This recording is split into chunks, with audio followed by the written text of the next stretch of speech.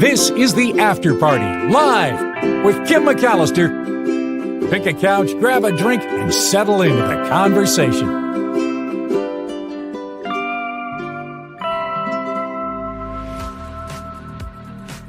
It is the After Party live on this Tuesday. Thank you for being here. And please click the like button if you haven't already. Why not just do it? Get it out of the way. I see a lot of people in the chat already talking about the Great Highway. And that is really where we will start on this late start time here on the After Party Live. Yeah, Sandy says, I'm disappointed to see the Great Highway will be closed to traffic. Doesn't make sense because it is a highway. Well, I guess not anymore. Voters have decided that during COVID, when it was shut down, they kind of liked how it worked out. They kind of liked having that as a recreation area. And I saw this story in the San Francisco Standard.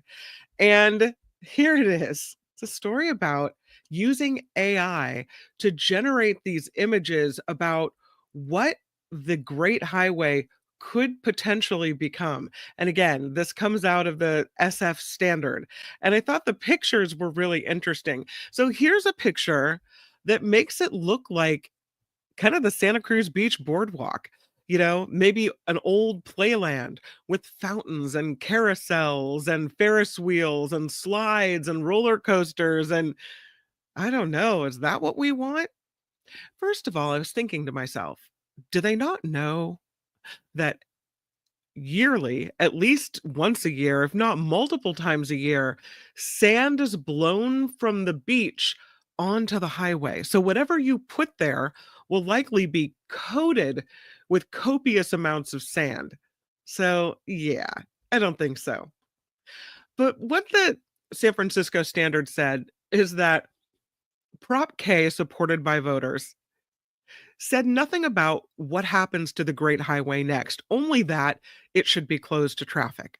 So they took it to what, let's see some suggestions as to what it could possibly be. This is the measure of the section of the Great Highway that is between Sloat Boulevard by the zoo to Lincoln Way. So the Proposition K didn't really give us a plan for how they were going to transition this into open space or, you know, fair space or whatever their plan to do with it. They didn't also specify where the funding to transform it would come from. And that's why a lot of people didn't vote for it, because they thought, well, you know, that's really not much of a plan there. So when the San Francisco Standard asked AI to come up with different scenarios for the Great Highway, here's some of the things they found. So we have this one. This is the, you know, the beach boardwalk like playland area. Then we have this one. This is more like a park setting with a little pond, maybe a golf course, a visitor center, some gardens. Again, it's going to be covered with sand, so I don't know if I would be spending too much time on the gardens. Here's one that has another kind of park setting with a lagoon, perhaps. Okay. Here's another one. Sand dunes. This is probably the best one of all.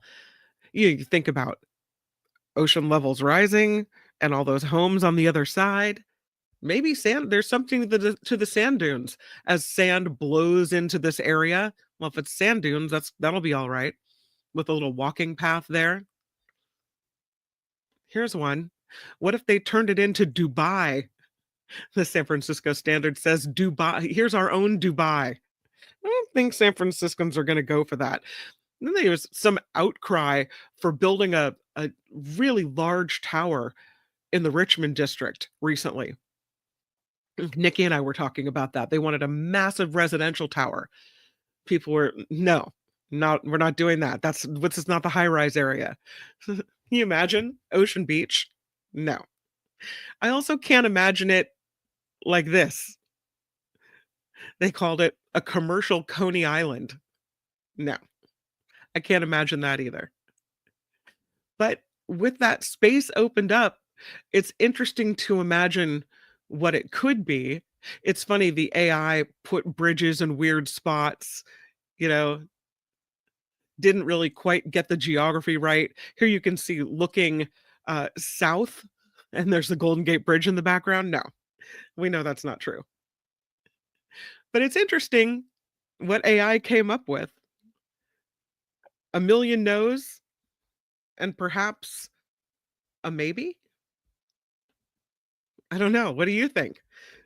I'm going to the chat. What is your vision for what it could be? Vegas along the beach. Yeah, no thanks, right? Large towers near the beach, sand in an earthquake area, not a good idea, writes Katie. No. Look at the Walmart building. I know. No, not at the beach and not in San Francisco.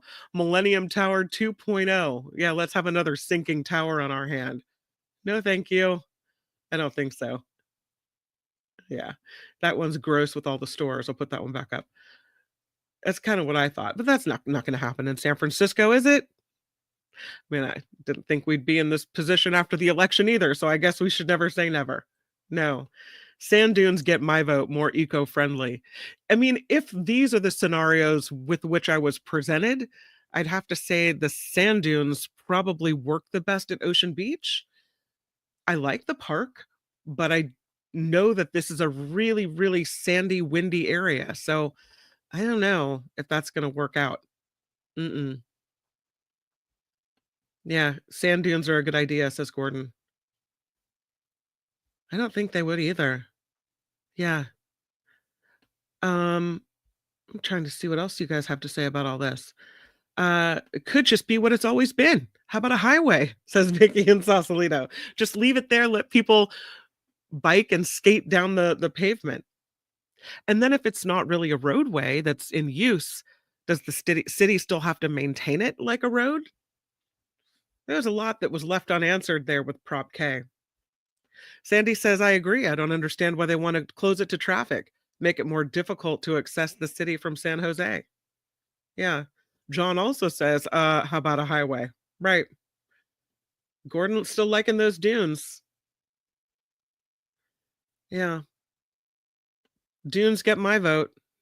So I don't know, but I thought the renderings were interesting. I mean, that'd be kind of fun, don't you think? Yeah. Another little theme park in town. Wouldn't have to drive all the way to Santa Cruz to go to the beach boardwalk. Kind of fun. Another golf course right on the beach. That might be famous. It's a nice view for the people that, were looking out over the highway before. That's kind of eco-friendly. It's a little boring when you go from this to this. Oh, yeah, that seems the most correct of all of them. Definitely not Dubai at the beach. No.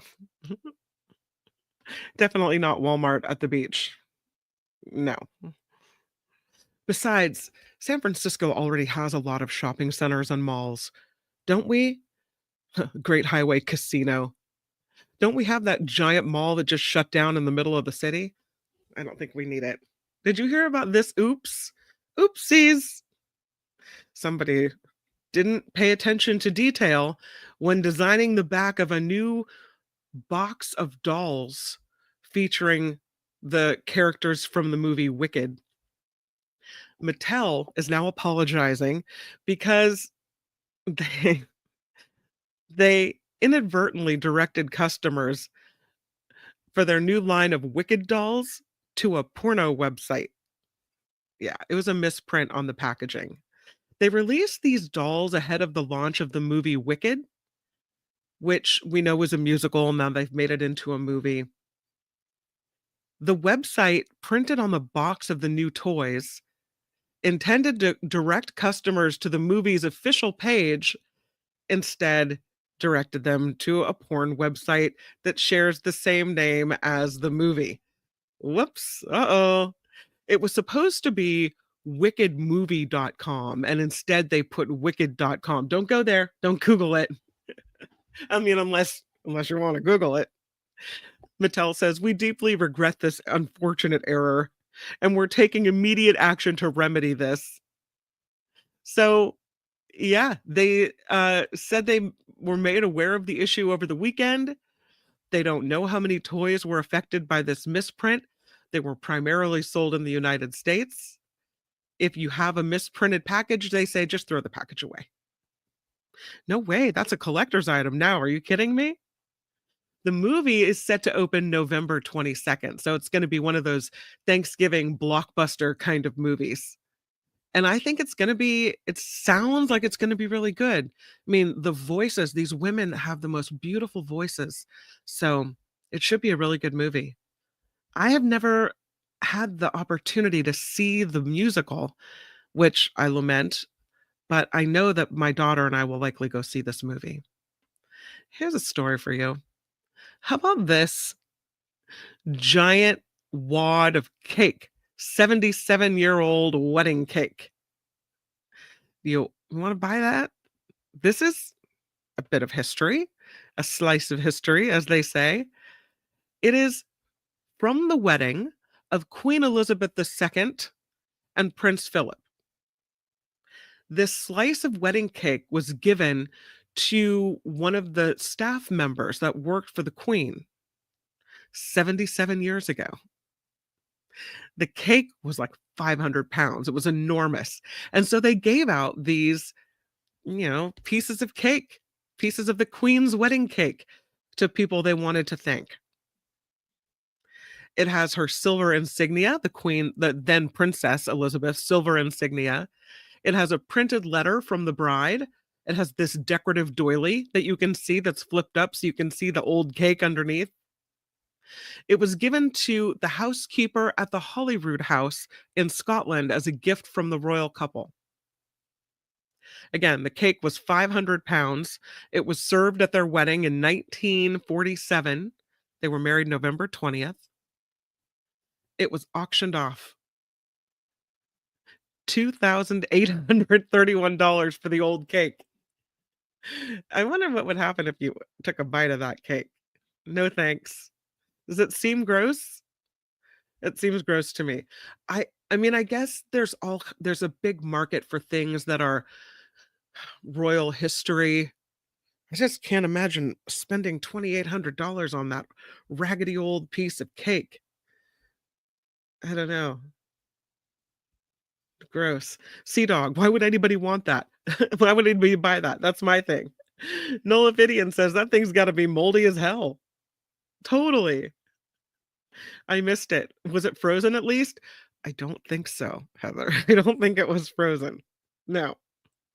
Maybe it's like fruitcake, it lives on for decades. I don't know the answer. Mm-mm. If there was Phineas, I didn't see it, an episode of Seinfeld where they ate the old cake. How did they preserve the cake for so long and keep it safe to eat? I don't think it is safe to eat, Sandy. I don't think it is. They had it in a box. It lives in a box. They even have the wrapping of the box. Everything all original. The provenance can be proved. I don't think you're supposed to eat that now at this point. Ask Elaine what happens when you bite into 70-year-old cake. Sarah Lee's cake, $15. No. No. No, I don't. Who would eat it? Nobody. I mean, oh God, there's somebody out there that would. No. Mm-mm. Not even a little bit. I have to say though, for 77-year-old cake, I mean, it looks a little moldy on the top, but you would think it would look worse, right? That maybe it would have just kind of decomposed away in the box. Flesh would have. What's that cake made out of? I mean, does it make you wonder? No. Makes me wonder. A Nullifidian probably worth bigly bucks. $2,800 to somebody. Not worth getting 6, says Gordon. Yeah. Those hot dog eating people might eat it. I do think the Seinfeld cake was supposed to have been frozen. I could have been wrong.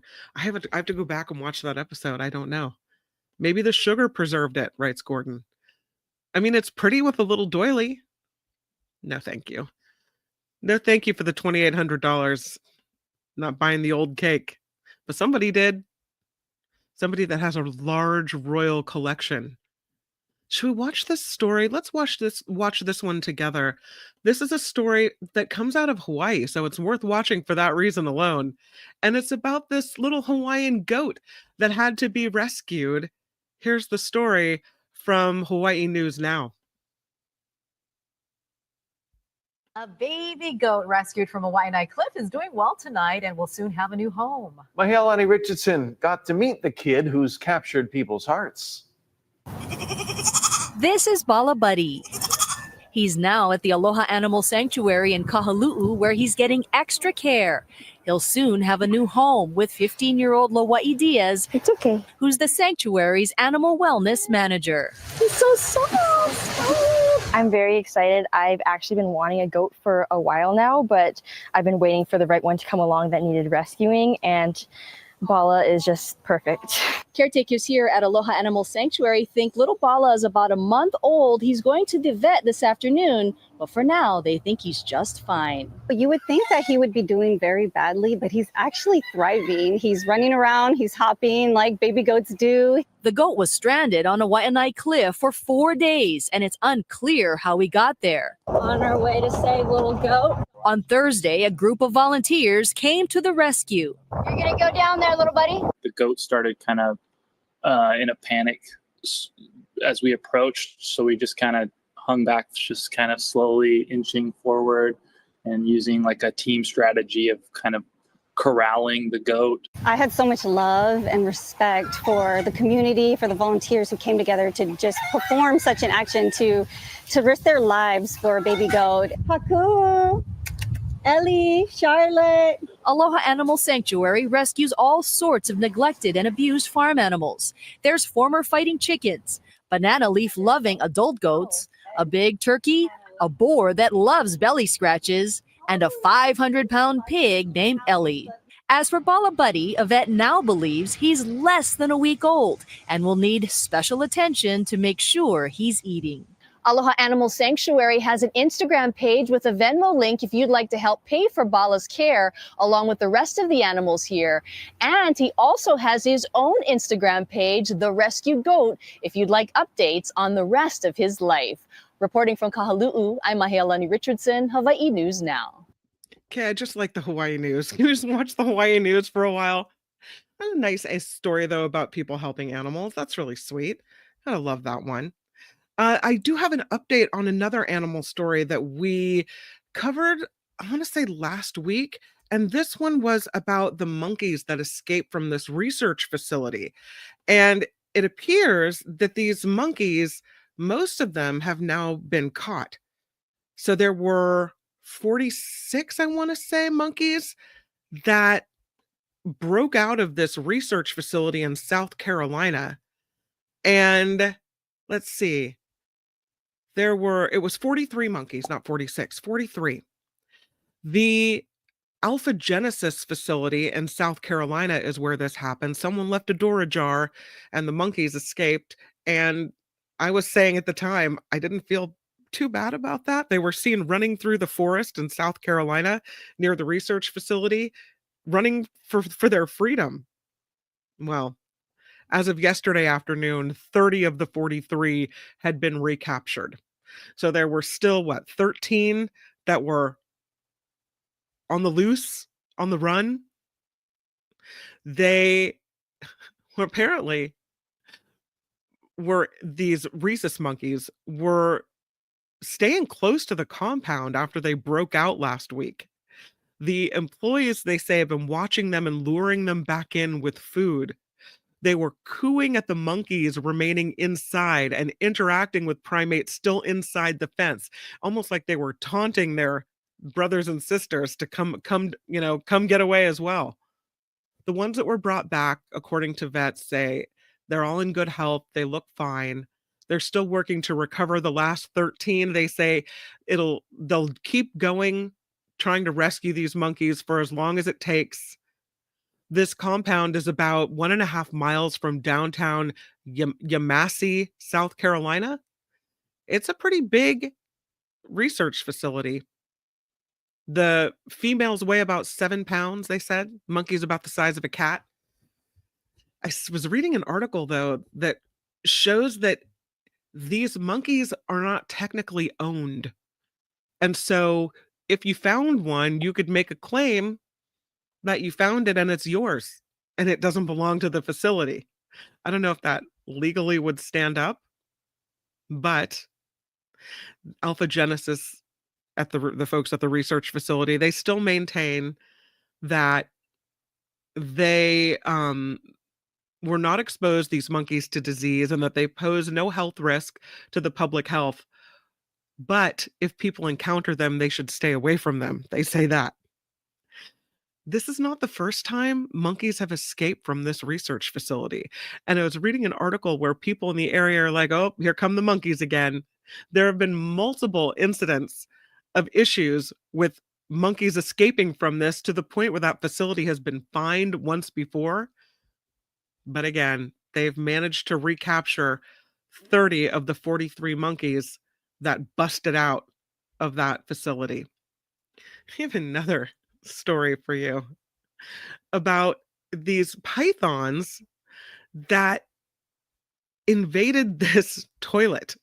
Now, normally I would say, you know, you live somewhere, Australia, this is where this happened. Um, you have to expect that things like this are going to happen, right? Maybe once, twice?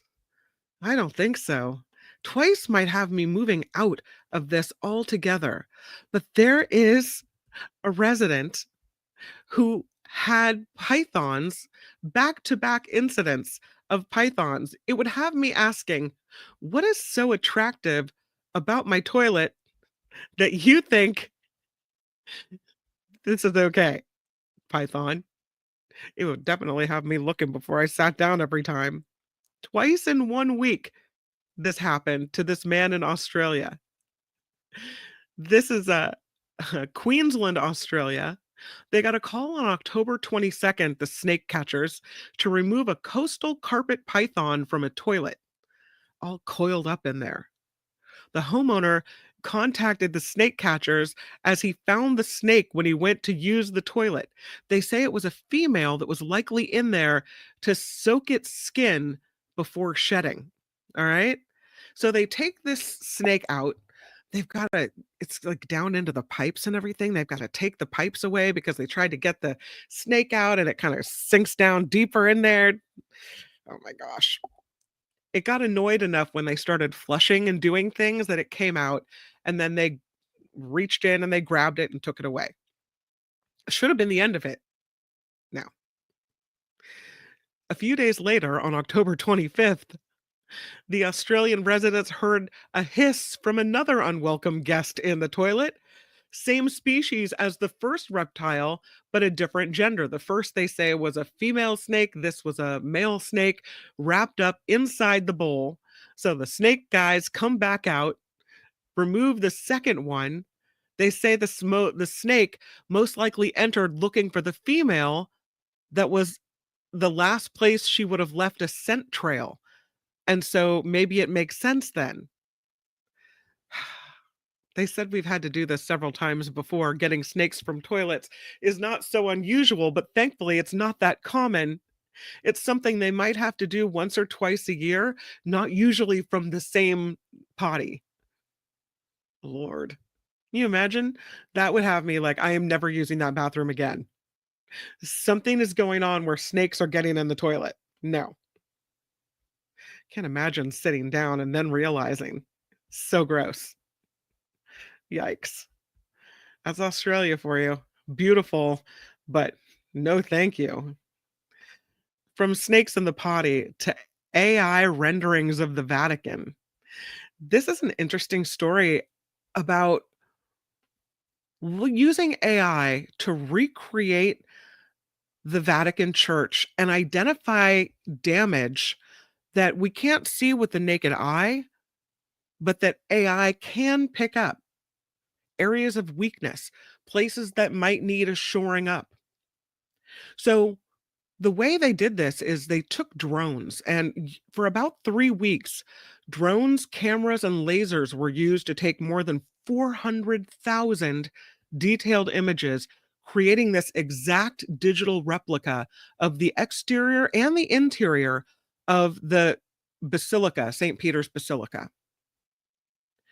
And now, because of all this data, AI has been able to identify structural vulnerabilities invisible to the naked eye for the first time. This digital twin of the Catholic Church now consists of an ultra precise 3D computer model that simulates an object in the physical world. So it was developed by Microsoft and the Vatican. They worked with this French startup called Iconem, which specializes in digital preservation. And they make this exact replica, down to the mosaics, the frescoes, the sculptures, everything. And then they ran this AI analysis that was able to identify cracks and fissures that we can't see. And that gives them a blueprint for restoration work and where to start. The AI was also able to reveal previously hidden or lost mosaic tiles, and also it uncovered an ornate ceiling that they didn't know about. They say, as scientists say, that Microsoft, as technology like AI propels us into the future, it can also play an important role in preserving our past. Now, here's another picture of what they did here and the renderings of this. And here's the scientists kind of analyzing and looking at the whole thing. Fascinating what they're able to do. One of the researchers involved said AI algorithms applied to continuous sensor data collected from the digital twin technologies identified damage in the structures and materials, again, not visible to the naked eye. It can also predict specific areas of future deterioration by making calculations and identifying patterns in the data available. So they know before it gets all raggedy what they need to fix. They've already done this in other cases. The Notre Dame Cathedral in Paris helped guide reconstruction after the fire in 2019. So having these down to the, millimeter, whatever, replicas before damage happens can help us preserve the past. They said if it wasn't for the digital replica, they couldn't have restored Notre Dame. This digital twin technology, they say, has become critical for the preservation of many heritage sites as the evolution and affordability of laser and imaging technology can penetrate soil now and produce highly accurate copies of existing sites. So the project was unveiled at the Vatican with both the Pope and scientists attending this. They also say that if it's accessible online in this type of digital rendering, that it could allow people who may never get a chance to visit the Vatican an opportunity to do so with the same level of detail in visiting digitally that people can visit in person. A bridge toward the future, they call it, a historical turning point that has no borders. It would be possible to view it in every corner of the earth. That's AI. That's, I think, the good part of AI, right? From the Vatican to religion to gambling. How about a little gambling? The lotto of the day. This is a ticket. This is something I would do. This forgotten lottery ticket earned this woman from Illinois $1 million. She tucked this lucky day lotto ticket into her purse and she forgot about it. She said she stopped for groceries at the Jewel Osco store in Elmhurst. She said, while I was on my way to visit my aunt, I made a quick stop at Jewel, picked up a few groceries, and before heading out the door, I grabbed a quick pick lucky day lotto ticket. She said, I put it in my purse and then I just forgot all about it. It wasn't until days after the drawing that she remembered, oh, I have that ticket. I need to check it. She said, I saw the ticket in my purse. I opened my lottery app to scan my ticket and check if it was a winner. I immediately saw $1 million on the screen and I was in total shock, she said. So I scanned it again to double check. And when it showed $1 million again, I instantly started crying. I thought, this is unbelievable. She's making plans for her winnings. She wants to be able to afford annual trips to Ireland, which is her favorite place in the world. And she said now she can look forward to those trips every year. $1 million for a forgotten lottery ticket. If you're going to play it, you might as well play it. I have this story. I have to tell you guys, I don't understand this. I don't think I'm quite smart enough for the story, which is why I almost didn't read it. But then I thought, well, you know what?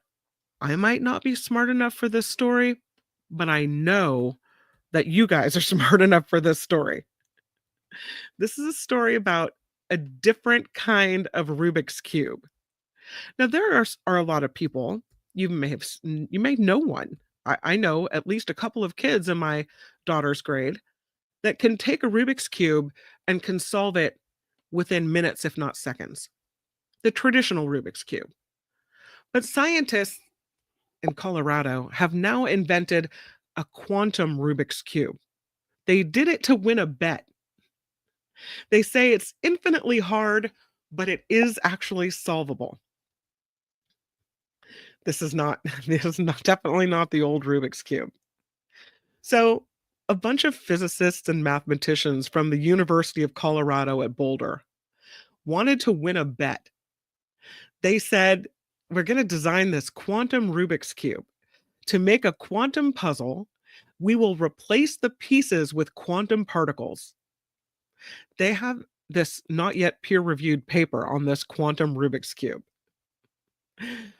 A single species of identical particles will replace all the blue pieces and so on for all the other colors. All the particles of the same color will be indistinguishable from one another, but all particles of different colors will be distinguishable. This is where they lose me. As the pieces are permuted, we must correctly account for the exchange statistics of the identical particles. I'm gone. I'm out. Like, I want to understand what you're telling me, but I just don't. So they have the cube itself, although they say it should properly be called a cuboid, since it's 2 particles tall and wide, but only 1 particle deep. They have an obvious number of possible moves down to 2, a rotation in the z-axis and one in the y-axis. Another move can be built up by various combinations of those. And then they have one more move that can be performed on this version of the game because of the quantum setting, the square root of a permutation. See what I mean? Not smart enough for this. No. Could never have made it, could never have solved it. In the normal Rubik's Cube, the kind with 6 faces of 9 squares each, there are a possible 43 quintillion ways to set the puzzle up. A lot of people, as mentioned, can solve these, right? The record for a human to solve the Rubik's Cube, 3.13 seconds. With this quantum version, it's a lot longer to solve. They said if I give you a scrambled puzzle, it could take you arbitrarily many moves to solve. According to a physics PhD student, I could give you a scramble that takes 20 million moves to solve. With a quantum Rubik's Cube, there are an infinite number of possible states, a property that the paper notes makes it unlike common permutation puzzles from a toy store. Does that mean it's not solvable? They say no. There are 2 ways out of it. You could measure what state the particle is in, check whether it moved or not. You could rig the game if you make your cube out of a certain special particle. I don't know. But they've written a paper on it, and now we have a quantum Rubik's Cube in the world. If that's your jam, go for it. I'm going to the chat. Did you understand anything I just said? Because I didn't. Quantum field theory, I think. Worst mama ever. Oh no, I hope that's not you, Mama Day 3 Boys. Worst mama ever. Don't say that. Some days you feel like it, but it's not true. My 13-year-old nephew can solve a Rubik's Cube. He also taught himself to code and has a YouTube channel. I'm telling you, kids are amazing. John Doe says, one particle forming into another, but more than I can understand. I'm glad I'm not alone. Blue Spark says the colored sides are just stickers. You just peel them off and put them in the right place. Blue Spark, not how it's supposed to work. Gordon says, I want my particle to be a quark. Now I have a quantum headache, says Donald. Seriously, I got a paragraph into that story and I'm like, I don't know if I can actually do this story. I might not be smart enough to read it. I have enough problems with 2D chess, says Phineas. Rhonda says, I'm going to put scratch tickets and Christmas cards this year. Ooh, fun. That's awesome. Nolaphidian loves the puzzles, has a large collection of twisty puzzles. They're called cubes, even if they're not cube shaped. Just what I need, says John, a harder Rubik's Cube. Come on. Like I didn't previously feel inadequate, says Ricky. Oh, man. The lottery cheated you out of 10 grand, SF Tesla? I hope it's not because you felt you should win but didn't. I don't know. Yeah, that's a bummer. Yeah. Well, so much for our Rubik's Cube, our quantum Rubik's Cube. How about we move to this story? This is a story I had about long COVID. And oops, do I have that one? I might not have switched it over. Thought this was an interesting story. I might have to get to it tomorrow, but I will tell you that a lot more people have long COVID than we previously knew about.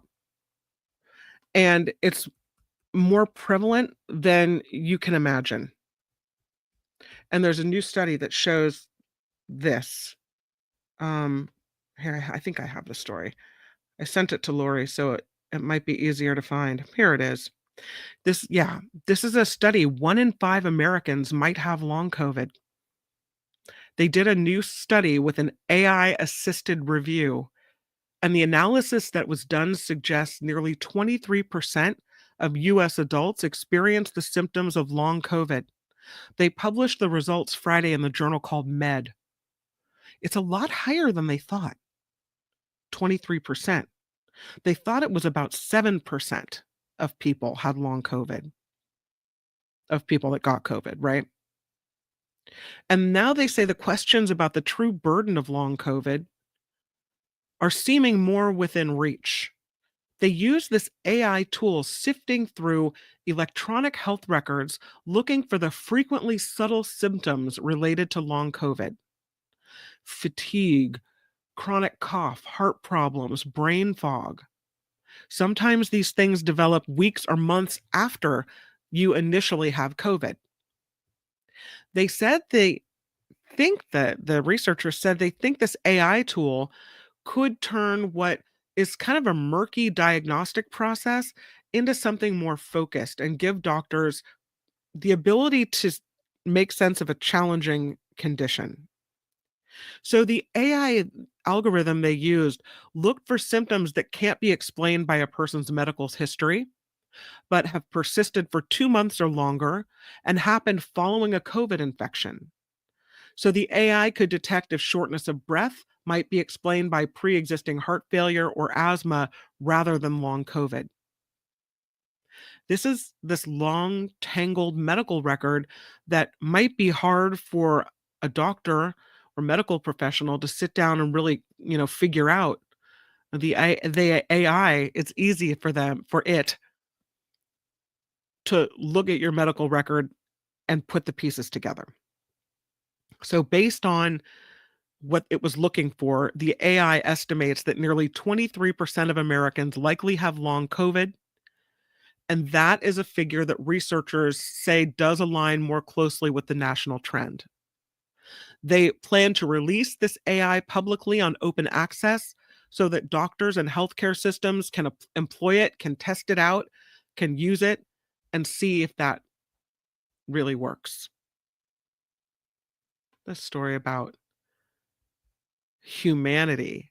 It turns out back in the day, we weren't really so particular about who we did the deed with.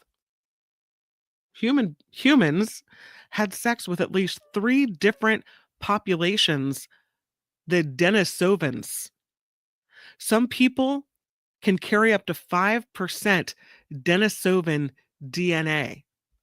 My first question, what the heck is a Denisovan?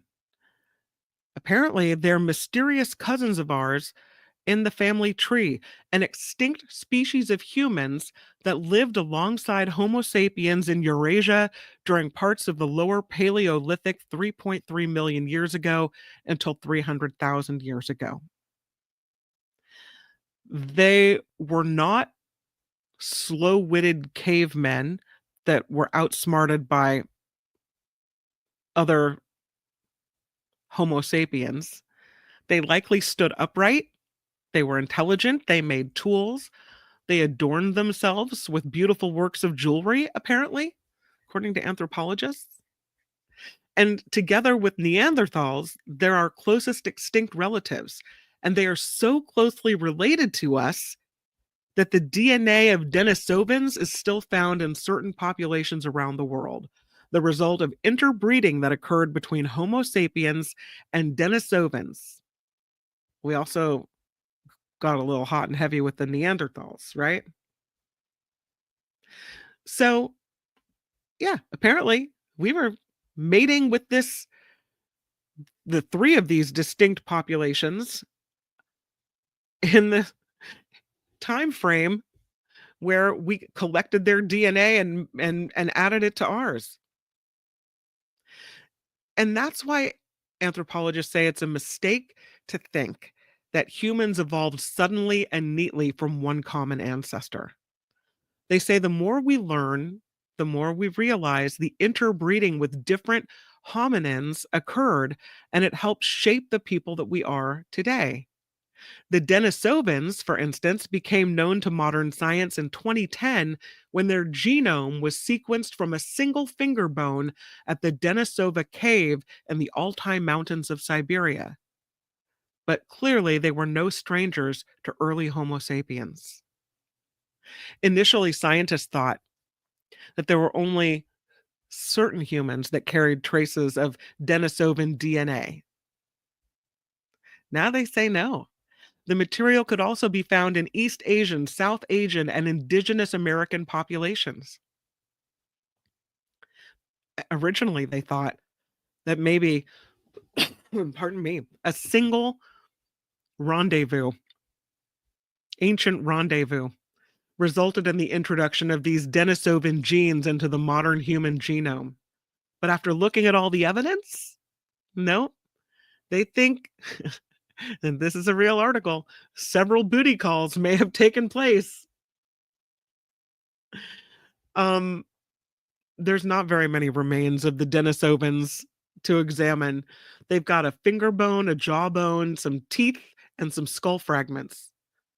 But it was enough to look at the DNA. And so that's part of our lineage, part of who we are. Apparently, we slept with whoever we could sleep with. That's a Denisovan. Recreation of the Denisovan skull. Look at that. We weren't picky. Apparently, we still aren't picky enough. I don't know. Maybe we need to be a little more picky. Might behoove us. I have a story that I wanted to share with you as well. And I know we're getting a little bit late because Mark ended late as well. But this is a story about a bubble classroom.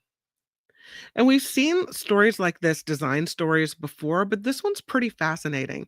And you know what's sad about it is the first thing I thought of was, unless they can make that bulletproof, I'm not interested in that classroom. How sad that that's where my mind goes first. But this is supposed to be a very innovative classroom with the world's thinnest shelf as well. It came from a Mexican designer, Norberto Miranda. It's an inflatable museographic device. It's made from PVC with a built-in shelf supported by air pressure. It's called the Intermittent Dome, and it was created for the Arts and Cultures program at the Instituto Tecnológico de Estudios Superiores de Monterrey in Monterrey, Mexico. It was tied to a workshop designed to teach students about upcycling in design. So this is a pretty tall structure. It's 6 meters tall. The striations are white PVC sheets that give it this kind of effect. And inside of this dome are circular bands that make up a shelf within the walls of the structure, accessible inside from zippers. The zippers access air cells into what could be the thinnest shelf ever, 0.35 millimeters thick, totally suspended by air pressure. It has 4 access points and a very silly process, they say, because it literally blows your face when you open it. We have developed some skills to get the material past the zipper, but once inside, they said it behaves pretty well. So the whole shelf runs around the perimeter. They say it can be used to showcase items for educational purposes or to showcase student work. In order to maintain this structure, they have to pump air into it. There's a vent at the top that helps modulate the structure, because what they said was it got really, really kind of hot in there. But it looks kind of cool inside. What do you think about this as a classroom? I don't know. Not in America. We're not ready for a plastic classroom. We need places to hide. Here's what it looks like inside. So you can see kind of the lightweight shelving and the hole in the top. It's interesting looking inside. Also, if you can see what's going on through the clear walls outside, I don't know how you pay attention to what's going on inside. That's the bubble classroom. And there it is in Mexico. The designer works with recycled plastics, but didn't use recycled plastics for this one. In the end, when they're done with it, though, they said they'll field proposals for ways to recycle this dome once they're done with it at this school. Maybe take it other places. I don't know what they're going to do with it. They might convert it into handbags. Upcycling, right? I don't know. I don't know if we're ready for inflatable classrooms. There's a lot of portable classrooms out there, but I don't know. I don't think we're ready for inflatable classrooms. Go into the chat, see what you guys think of all this. Yeah. Oh, John had a girlfriend that lived in Monterrey, Mexico. Nice. It is, but I don't think we're going to have time to travel today. So I guess the bubble in Mexico might have to be good enough for us. Good for a moon base, writes Gordon. Yeah. If you fill it up with helium, will it go up? Maybe. Yeah. You could put several classrooms in one swimming pool. Single person spheres. Nice colored ball. Could you turn it into a hothouse and do hydroponics? I bet you could. Let's close up that little hole at the top and you're in business.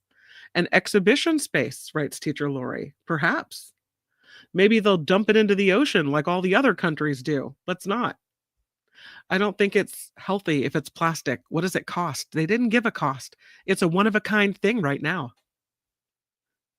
Sink it into the ocean to use it as a foundation for reefs. Waterproof outdoor bounce house, says Viewfinders. Can you have a bounce house birthday party in the rain?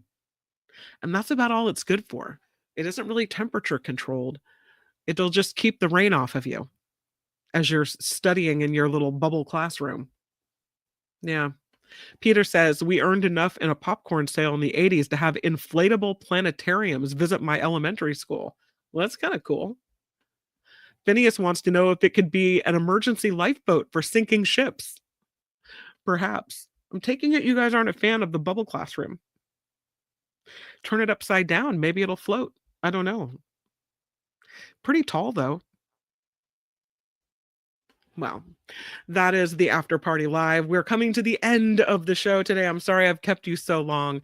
Tomorrow, it is Waterfall Wednesday. We'll also have on the Mark Thompson Show, John Rothman will be by the show, and John Flannery, who's a lawyer, he's a political analyst, and it'll be really interesting to talk to him and get his take on all things political. I have to thank you guys so much for coming by this show, and thank you to Rhonda, who throws down $10 because it's her birthday. She says, I am 66 today and wanted to do a little celebration here. Kim, you got gold balloons? I do, but you can't see them because I take up the whole screen. And I don't think I cannot take up the whole screen. I can try because you deserve the gold balloons, Rhonda. I really think you do. I don't know. I don't think I can make it happen. I'm going to do a background. I'll give you the gold balloons. I have all kinds of balloons. I bet I can, you know what I bet I can do? I know this program is weird. I bet I can make myself small. Well, I typed in balloons too many times. I bet I can make myself small. There's the golden balloons. And sorry for the delay, you guys. And put in another picture. Hold on. Here's a picture of the Rubik's Cube. Now, can I add myself in? Oh, I don't know if I can do it. So you can see me in the background. If I take myself out, you won't be able to hear me. But here's the gold balloons. You ready? I've gone through a lot to get them.